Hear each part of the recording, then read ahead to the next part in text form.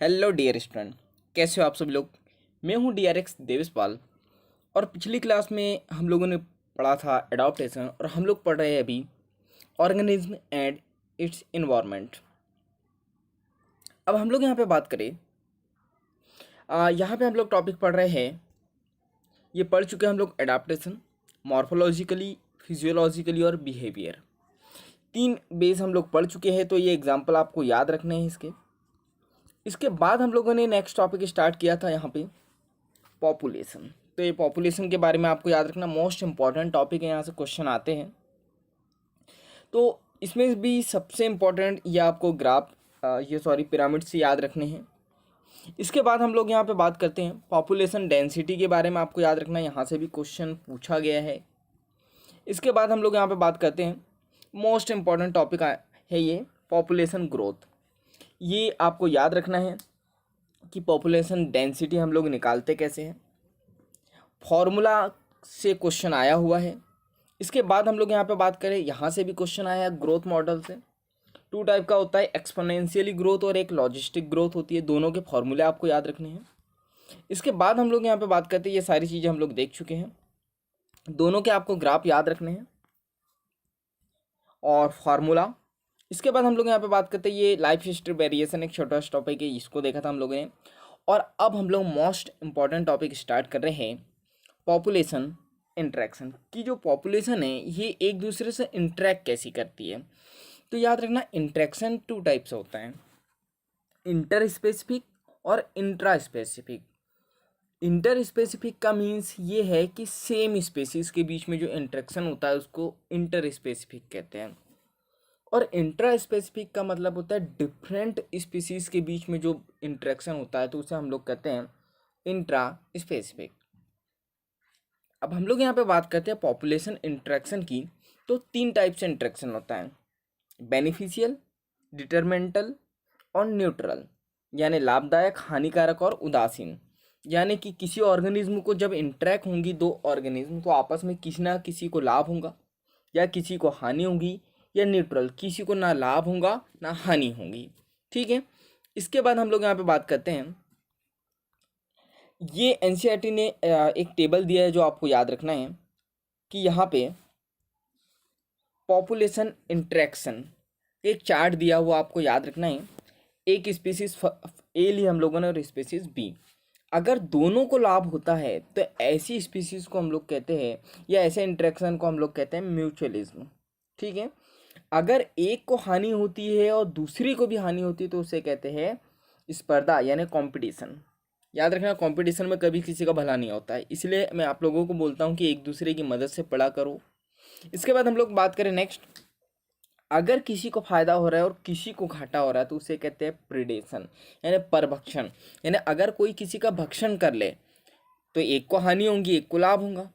इसके बाद हम लोग यहाँ पे बात करें, अगर एक को फायदा और एक को हानि हो रही है तो इसे भी कहेंगे हम लोग पैरासिटिज्म। इसके बाद एक को फायदा, दूसरे को कोई फर्क नहीं पड़ेगा तो उसे कॉमेंसलिज्म। इसके बाद अगर एक को हानि हो रही है और एक को कोई फर्क नहीं पड़ रहा तो उसे हम लोग कहेंगे एमेंसलिज्म। ठीक है।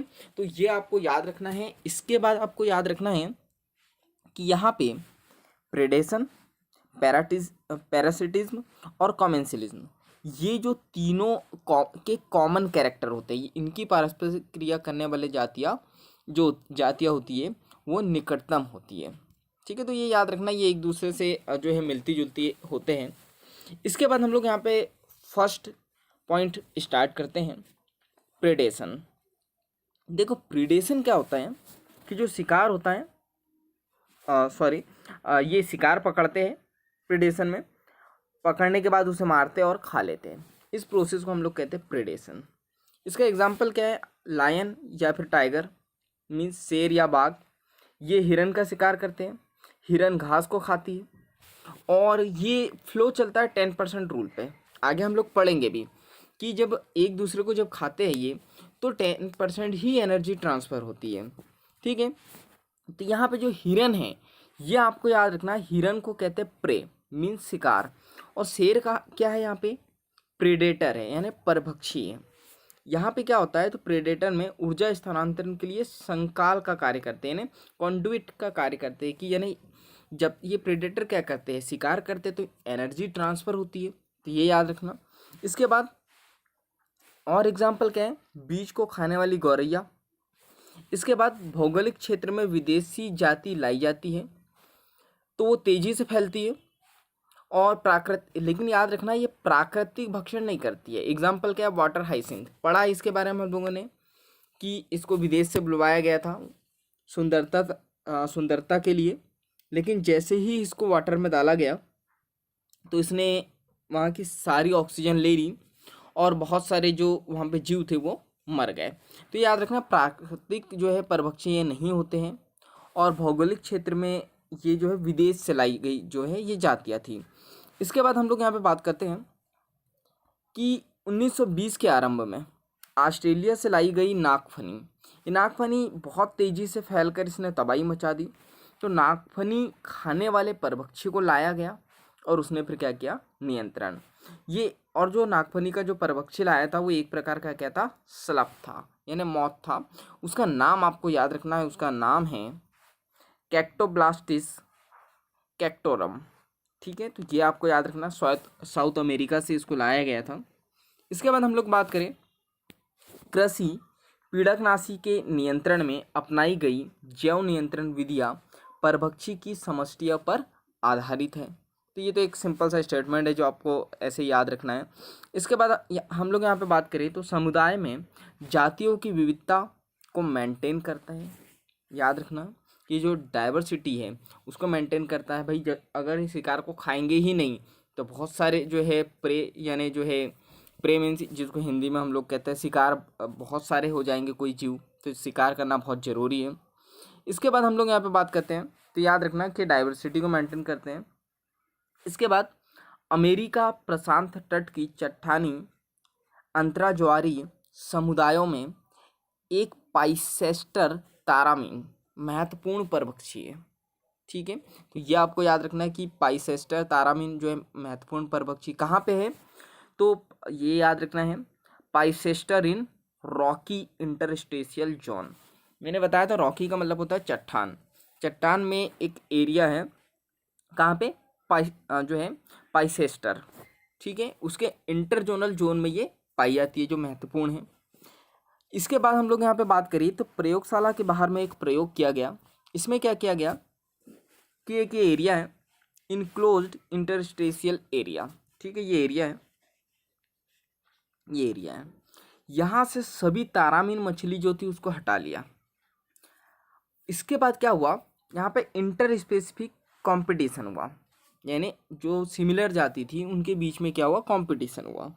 तो कंपटीशन हुआ तो हमें क्या पता चला कि एक साल बाद यहाँ पे अकशेरुकाओं की 10 से अधिक जातियाँ विलुप्त हो गई। ऐसा क्यों हुआ, क्योंकि याद रखना इकोसिस्टम का मतलब क्या होता है, ये एक जीव है, ये किसी और पर निर्भर होगा, ये किसी और पर निर्भर रहेंगे, ये चक्र चलता है।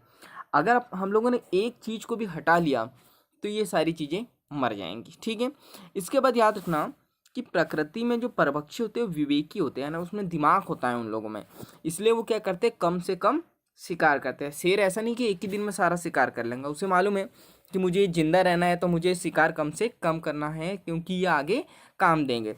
तो उन्हें मालूम है कि ये विलुप्त हो सकते हैं, तो खाने के अभाव में मेरी भी मृत्यु हो सकती है, इसलिए ये जो है कम से कम शिकार करते हैं। इसके बाद हम लोग बात करें जो शिकारी हैं, ये जातियों की जो शिकारी हैं ये जातियों से जो है रक्षा विधियाँ विकसित कर लेती है। 1 मिनट, ये क्या करती है, ये जो शिकारी जातियाँ है ये रक्षा विधियाँ विकसित कर लेती है। जैसे कि हम लोग देखते हैं कीटों और मेंढकों की बात करें हम लोग, तो कीटों और मेंढकों की जो जाति है ये गुप्त रूप से रंगीन हो जाती है, रंगीन हो जाती है तो इनको कोई पहचान नहीं पाता है। इसके बाद कुछ शिकार जातियाँ विषैली होती है जिसको परभक्षी नहीं खाते हैं। इसके बाद मनार्क तितली, ये मोस्ट इम्पॉर्टेंट याद रखना है आपको, ये जो है मनार्क है, वैसे मोनार्क तितली इसको कहते हैं हम लोग, बटरफ्लाई। तो ये मोनार्क बटरफ्लाई जो है इसमें एक विशेष रसायन होता है और ये स्वाद में बहुत ख़राब होता है, ये इसलिए इसको कोई खाता नहीं है। तो ये अपनी जो है इल्ली अवस्था, ये इसको इंग्लिश में याद रखना, कैटरपिलर जो अवस्था होती है उसमें ये विषैली खरपतवार को खा के ये प्राप्त होता है इनको रसायन। इसके बाद हम लोग यहाँ पे बात करते हैं डिफेंस मैकेनिज्म इन प्लांट, कि प्लांट में भी जो है एक डिफेंस मैकेनिज्म पाया जाता है। लगभग जो है 25% कीट जो है पादप भक्षी होते हैं, यानी पादपों का भक्षण करके ही ये जीवित रहते हैं। तो प्लांट में दो प्रकार से जो है डिफेंस मैकेनिज्म डेवलप करते हैं, एक मॉर्फोलॉजिकली और एक केमिकली। तो हम लोग यहाँ पे बात करें मॉर्फोलॉजिकली की, तो कांटे हम लोगों को देखने को मिल जाते हैं एकेसिया और कैक्टस यानी नागफनी में। इसके बाद केमिकल की बात करें हम लोग, तो यहाँ पे केमिकल में आपको याद रखना है कैलोट्रोपिस खरपतवार यानी अकाव। इसमें क्या होता है, तो इसको खाने पर शाकाहारियों को क्या हो जाता है, बीमार हो जाते हैं। ठीक है, ये शाकाहारी को बीमार कर देता है खाने पे। इसके बाद पाचन का संदमन कर देता है, ना डाइजेस्टिव सिस्टम को बंद कर देता है, जनन को करने की क्षमता को भंग कर देता है या मार देता है, और पशु या बकरी इसको नहीं खाते हैं। ठीक है, क्यों? क्योंकि अत्यधिक विषैला होता है और हृदय ग्लाइकोसाइड ये उत्पन्न करता है। इसके बाद हम लोग यहाँ पे बात करें तो रासायनिक पदार्थों की बात करें हम लोग, तो यहाँ पे रासायनिक पदार्थों की व्यापक किस्में जो है हम लोगों को यहाँ पे देखने को मिलती है, जो व्यापारिक पैमाने पर निष्कर्षित करते हैं हम लोग, जैसे निकोटीन, कैफीन, क्वानिन, जो है स्ट्रिक्निन और अफीम। इनके बारे में आप लोगों ने सुना होगा। तो ये रसायन चारकों या ग्रेजर से बचने के लिए जो है रक्षा विधि को ये विकसित कर लेते हैं। ठीक है, तो ये याद रखना है, ताकि ये कोई इनको चारकों यानी ये जो जानवर वगैरह जो चरते हैं उससे बचने के लिए ये केमिकल होते हैं, तो ये डिफेंस मैकेनिज्म में यूज़ करते हैं। इसके बाद आपको यहाँ पे ये सारी चीज़ें हम लोग समझ चुके हैं कि मॉर्फोलॉजिकली और केमिकली ये जो है अपना मैकेनिज्म जो है डेवलप करते हैं। इसके बाद आपको याद रखना है कि जो अपमार्जक को छोड़कर सभी मांसाहारी भक्षक होते हैं। ठीक है, अभी क्या होता है इसको गूगल कर लेना। तो अपमार्जक को छोड़कर सभी कैसे होते हैं, मांसाहारी भक्षक होते हैं। इसके बाद हम लोग यहाँ पे बात करते हैं स्पर्धा यानी कंपटीशन की। जो कंपटीशन की बात करें हम लोग, तो कंपटीशन में मैंने बताया आपको दोनों को माइनस माइनस यानी दोनों का हानि होती है। तो हम लोग यहाँ पे बात करें कि जो है मांसाहारी की अपेक्षा शाकाहारी और पादप अधिक प्रभावित होते हैं इससे। ठीक है, कंपटीशन से क्या होता है, मांसाहारी की अपेक्षा शाकाहारी और पादप जो है इससे अधिक प्रभावित होते हैं। डार्विन फिटनेस थ्योरी की बात करें, इससे पहले भी डिस्कस कर चुके हम लोग। डार्विन का कहना था कि जो फिट होगा, जो उस लायक होगा, वो जीवित रहेगा। तो यहाँ पे जैव विकास की बात करें, तो जैव विकास के समय जो स्पर्धा होती है वो इंटर स्पेसिफिक और इंट्रा स्पेसिफिक होती है। ठीक है, इंटर स्पेसिफिक और इंट्रा स्पेसिफिक, इससे पहले भी बताया था।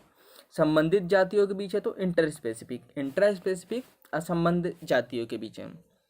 अब इंटर स्पेसिफिक में क्या होता है, सीमित संसाधन होते हैं, लेकिन इंट्रा स्पेसिफिक में एक ही संसाधन होता है।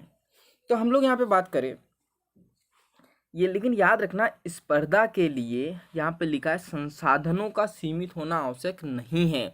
अगर संसाधन सीमित होंगे फिर भी स्पर्धा होंगी ही होंगी।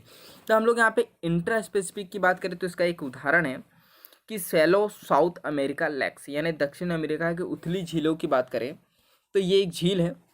यहाँ पे क्या है, इस झील की बात करें तो नीचे तो यहाँ पे जू प्लैंक्टन्स है यानी कीट, जू प्लैंक्टन्स यानी कीट, ये स्पर्धा करते हैं।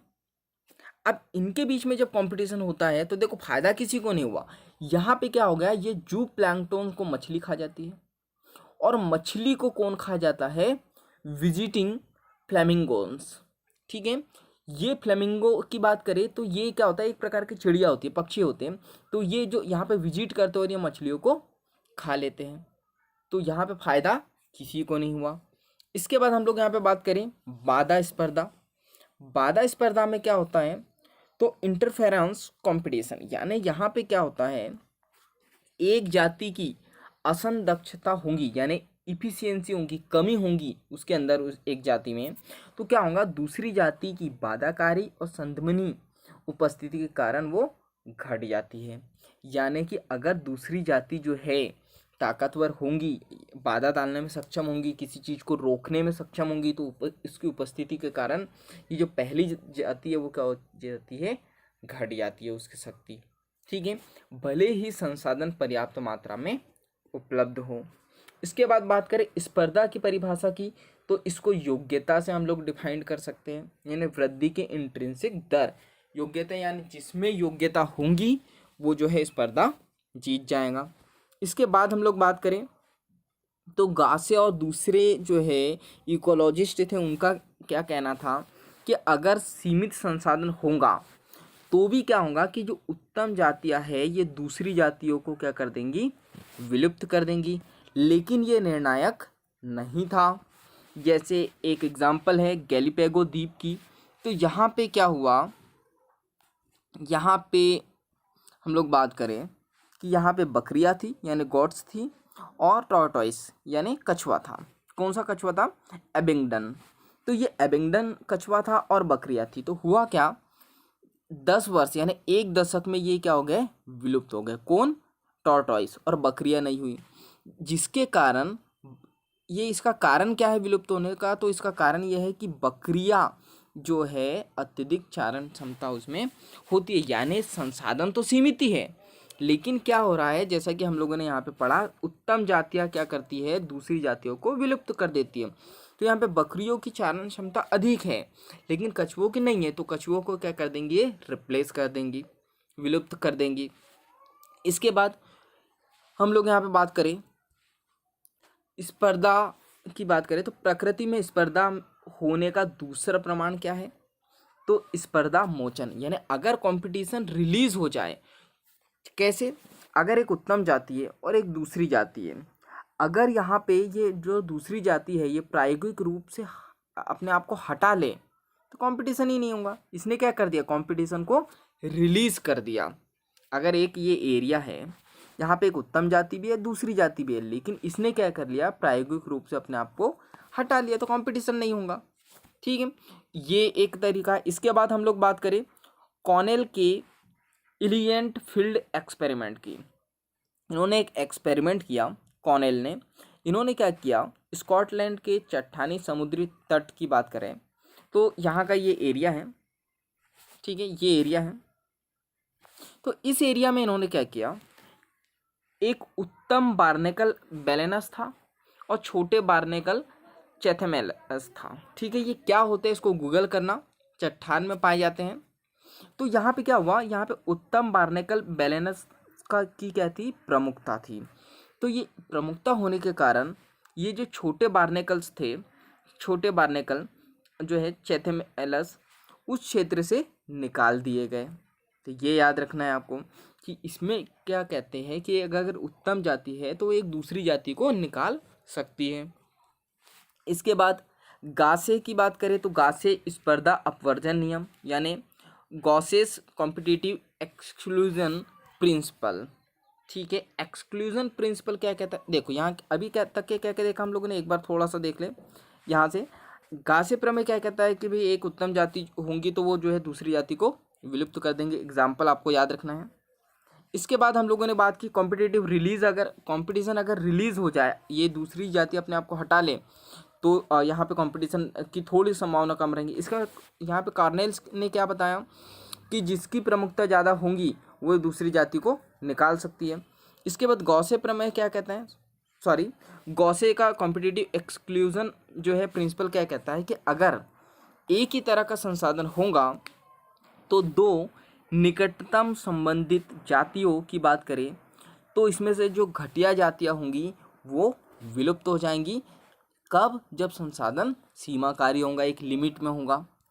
इसके बाद हम लोग यहाँ पे बात करें, देखो ये याद रखना है आपको, ये आपको क्वेश्चन ये आएगा और आपका आंसर ये रहेगा।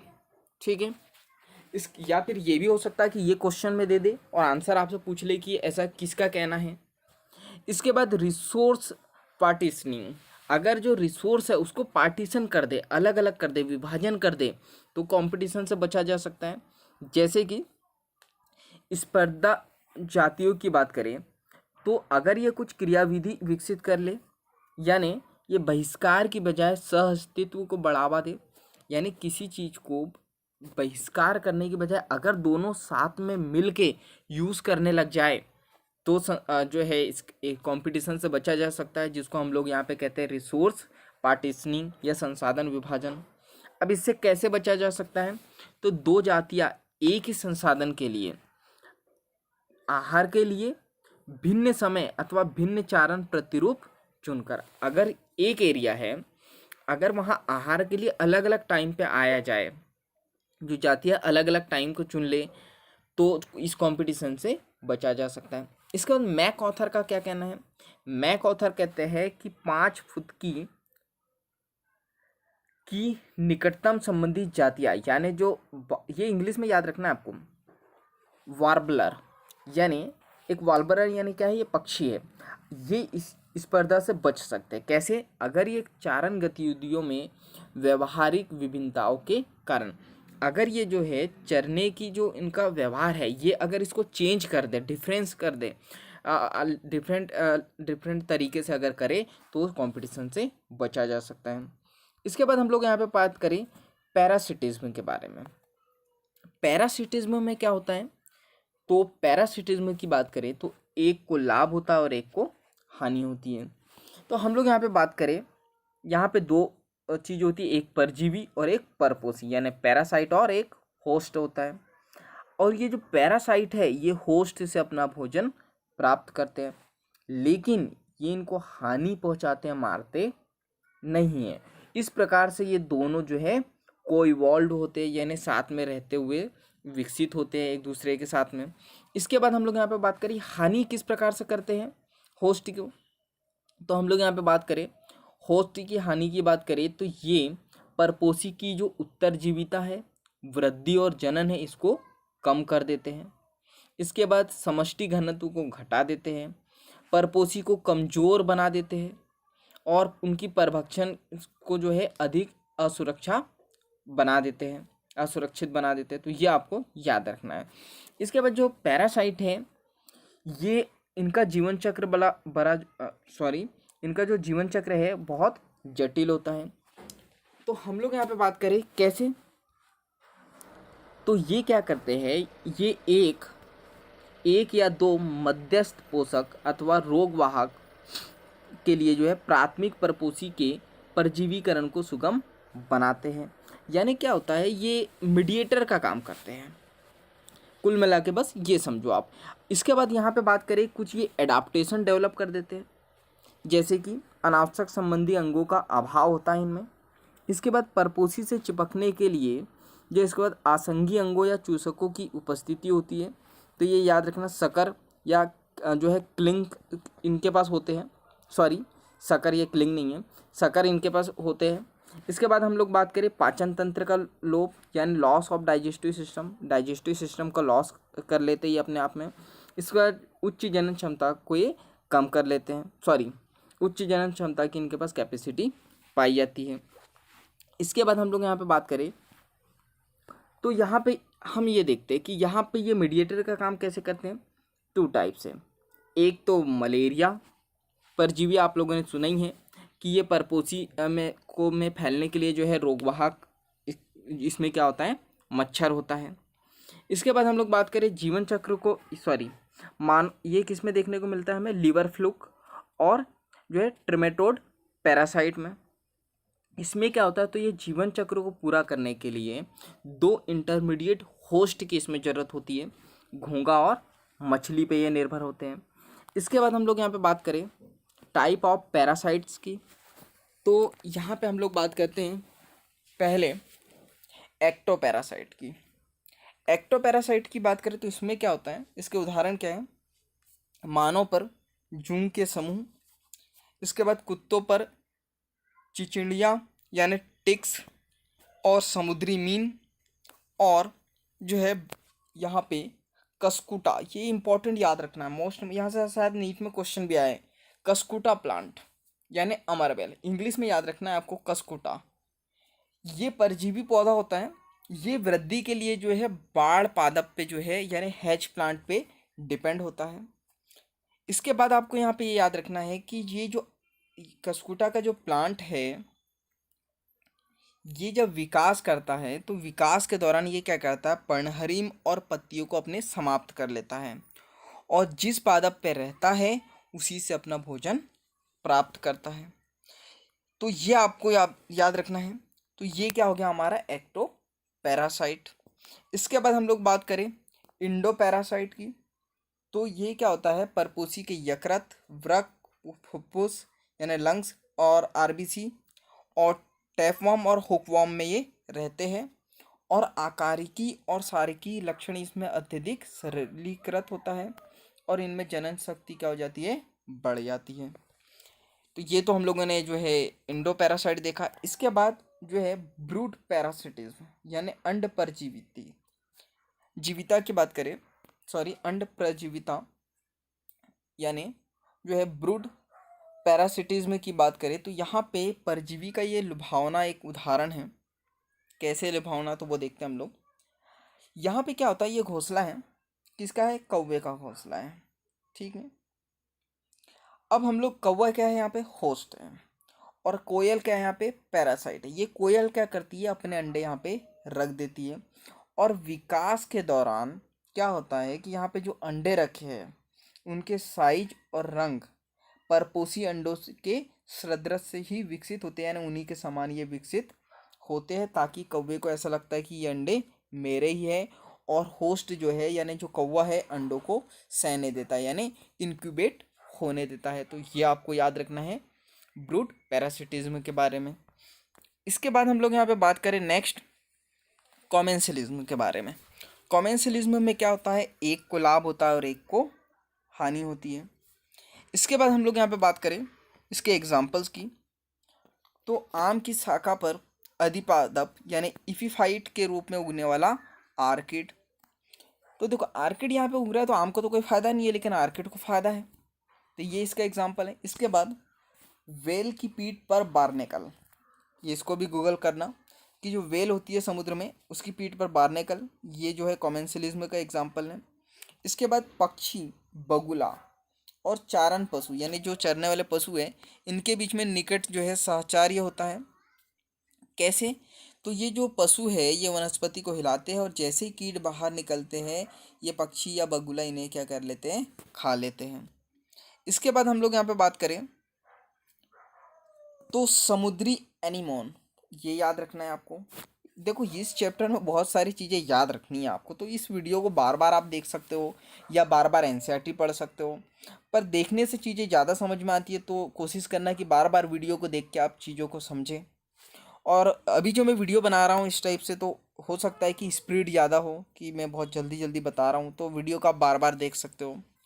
तो याद रखना है यहाँ पे समुद्री एनीमोन की बात करूँ तो यहाँ पे इनके पास क्या होते हैं, दंसन स्पर्शक होते हैं यानी स्टिंजिंग टेंड्रिकल्स होते हैं।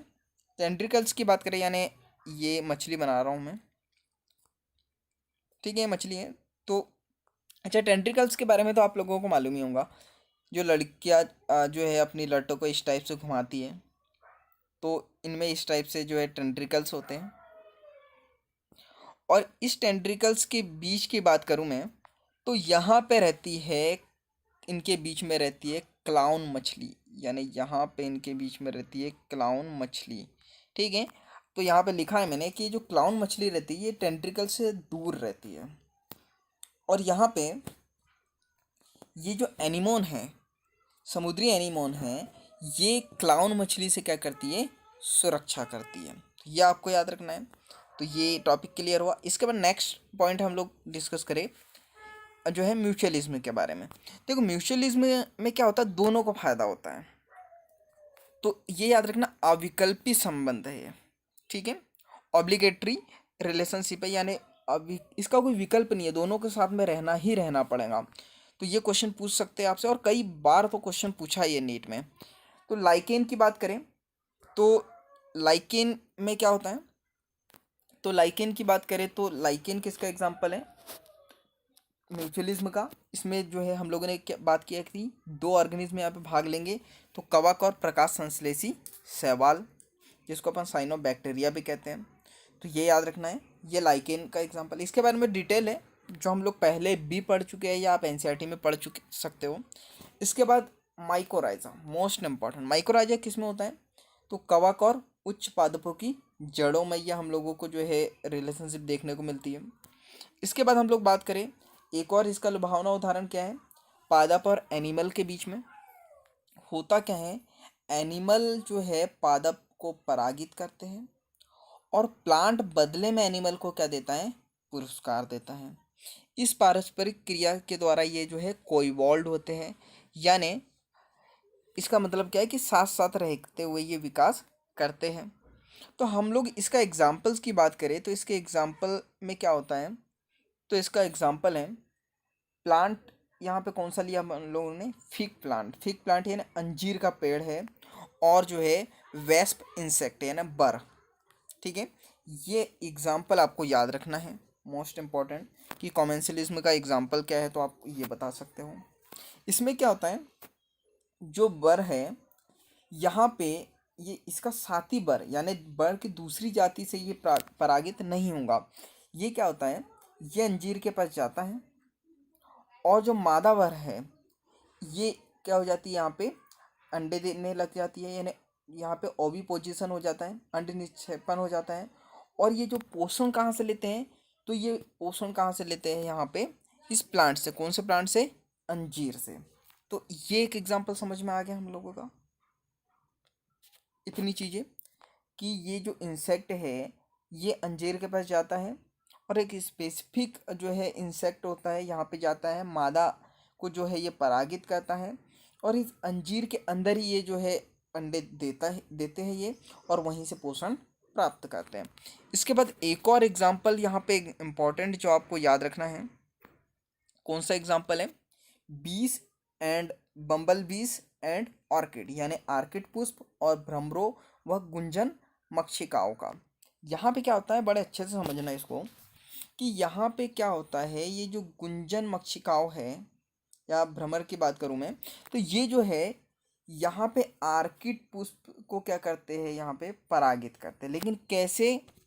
तो स्यूडो कॉपुलेशन के द्वारा, यानी कूट मैथुन के द्वारा, गलत तरीके से, जिसको हम लोग कहते हैं लैंगिक कपट, यानी कपट करके यहाँ पे जो है ये प्रोसेस को पूरा किया जाता है। ठीक है, तो अब हम लोग यहाँ पे बात करें कैसे कपट करते हैं। तो होता क्या है, यहाँ पे जो आर्किड पुष्प है, ये पुष्प की इसकी एक कली का जो है मादा मक्षिकाओं के समान दिखाई देती है, यानी रूप रंग सारी चीज़ों में जो है मादा मक्षिकाओं के समान दिखाई देती है, लेकिन होती नहीं है। तो यहाँ पे जो मेल जो है मक्षिकाओं होती है, गूंज मक्षिका होती है, उसे ऐसा लगता है कि यहाँ पे मादा मक्षिका है और वो जाके परागित कर देता है, लेकिन ऐसा होता नहीं है, वो मादा नहीं होती है, इसलिए इसको कहते हैं जो है लैंगिक कपट या सेक्सुअल डेसेट। इसके बाद हम लोग यहाँ पे बात करें तो ये जो पुष्प है ये सभी आर्किड यहाँ पे पेश नहीं होते हैं, एक कुछ स्पेसिफिक जो है मादा मक्षिका दिखाई देती है, तो उसका नाम आपको याद रखना है आफ्रिस। ये आफ्रिस नाम भूमध्य सागरी मेडिटेरियन आर्किड मक्षिका की एक जाति है। तो याद रखना ये आर्किड मक्षिका की एक जाति है। कौन सी, नाम क्या है? आफ्रिस। तो इसकी मदद ली जाती है लैंगिक कपट के लिए। क्लियर है यहाँ तक के? तो हम लोगों ने क्या देखा यहाँ पे, ये वाला जो चैप्टर है कंप्लीट हुआ, तो ये टॉपिक हुआ एंड।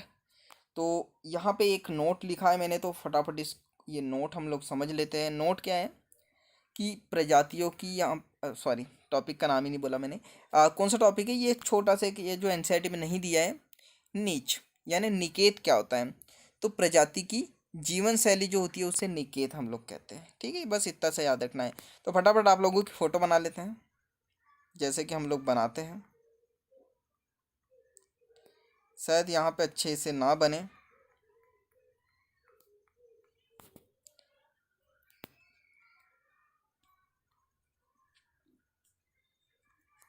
चलो ये फ़ोटो बन गई आप लोगों की, खुश हो आप। अब हम लोग यहाँ पे बात करते हैं, तो ये वाला टॉपिक ख़त्म हुआ। ठीक है, इसके बाद हम लोग नेक्स्ट टॉपिक स्टार्ट करेंगे। फटाफट देख लेते हैं हम लोगों ने क्या क्या देखा आज। तो हम लोग ने यहाँ पे स्टार्ट किया था पॉपुलेशन इंटरेक्शन के बारे में। इंटरेक्शन हम मैंने बताया आपको 3 तरीके से होता है, तो ये आपको याद रखना है। इसके बाद हम लोग यहाँ पे बात करते हैं पॉपुलेशन इंटरेक्शन का, ये आपको जो है चार्ट याद रखना है। कई बार यहीं से क्वेश्चन आते हैं। इसके बाद इसको जो है यहाँ के से जो इसके एग्जाम्पल हैं, ये एग्जाम्पल्स को बहुत अच्छे से याद रखना है, क्योंकि सबसे इम्पोर्टेंट तो यहाँ पे एग्जाम्पल ही है। इसके बाद डिफेंस मैकेनिज्म कैसे होता है, यहाँ से क्वेश्चन आया हुआ है। इसके बाद कंपटीशन याद रखना है, कंपटीशन के एग्जांपल्स कि यहाँ पे क्या क्या होता है। इसके बाद हम लोग यहाँ पे, हाँ, ये सारी चीज़ें तो आपको याद रखनी ही रखनी है, जो मैं नीचे तक क्या बता रहा हूँ। जैसे कि गासे और दूसरे इकोलॉजिस्ट का क्या कहना था, कॉम्पिटिटिव रिलीज। इसके बाद कार्नेल्स जी का क्या कहना था, गॉसे जी का क्या कहना है, कौन सा प्रमेय है, सॉरी प्रिंसिपल है। इसके बाद रिसोर्स पार्टनिंग में क्या होता है, मैक का क्या कहना था, मैक ऑथर का। इसके बाद जो है पैरासिटिज्म के बारे में आपको याद रखना है, इसके एग्जांपल्स सारे याद रखने हैं। इसके बाद हम लोग यहाँ पे बात करें, ये टाइप्स, ये आपको याद रखने हैं। इसके बाद यहाँ पे हम लोगों ने ये जो ब्रूड जो है पैरासिटिज्म देखा था, इसे याद रखना है। इसके बाद कॉमेंसिलिज्म के कुछ एग्जांपल, छोटा सा टॉपिक है, ये याद रखना है, सिर्फ एग्जांपल एग्जांपल। इसके बाद यहाँ से तो कई बार क्वेश्चन आए हैं म्यूचुअलिज्म से, तो ये वाला टॉपिक याद रखना है। तो ये वाला टॉपिक हुआ ख़त्म। बाकी हम लोग नेक्स्ट टॉपिक में, सॉरी नेक्स्ट क्लास में हम लोग नेक्स्ट टॉपिक स्टार्ट करेंगे। बाकी मिलेंगे नेक्स्ट क्लास में, जब तक के लिए thank you, bye bye and go for success.